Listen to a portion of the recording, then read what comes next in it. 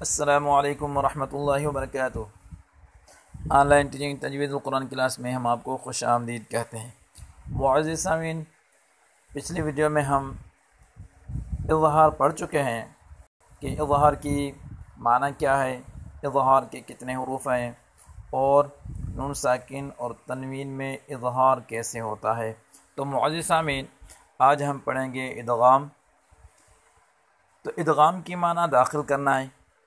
ادغام کی معنی داخل کرنا یعنی ایک حرف کو دوسرے حرف میں داخل کرنا۔ ادغام کے 6 حروف ہیں: یا، را، میم، لام، واو، نون۔ ان کا مجموعہ یرملون ہے۔ ادغام کے 6 حروف ہیں: یا، را، میم، لام، واو، نون۔ تو معزز سامعین، نون ساکن اور تنوین کے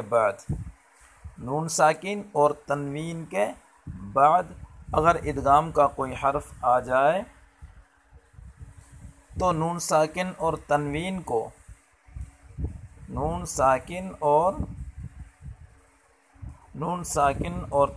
کو ادغام کے 6 حروف میں جو بھی حرف آئے گا اس میں داخل کریں گے اور تشدید کے ساتھ غنہ کریں گے۔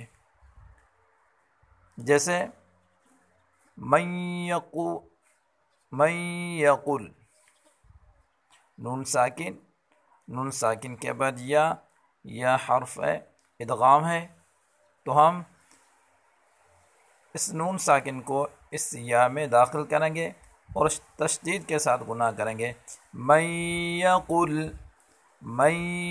یقول، اور تنوین سے شرًا یرا، را کے اوپر تنوین ہے اور آگے یا حرف ادغام ہے، تو تنوین کو ادغام کے حرف یا میں داخل کریں گے۔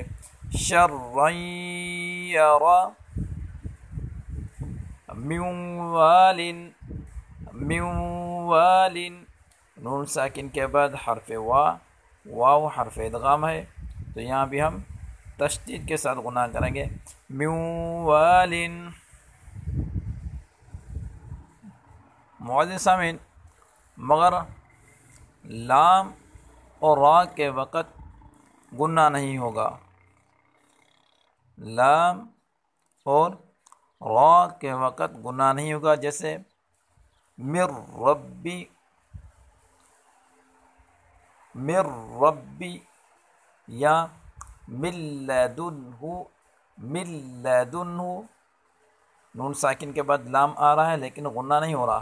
من لدنہ۔ تو معزز سامعین، اگر آج کا سبق آپ کو اچھا لگا ہے تو ہماری ویڈیو کو لائک کریں اور دوستوں کے ساتھ شیئر کریں، اور ہمارے چینل کو اگر آپ نے ابھی تک سبسکرائب نہیں کیا تو جلدی سے سبسکرائب کر لیں۔ السلام علیکم ورحمتہ اللہ وبرکاتہ۔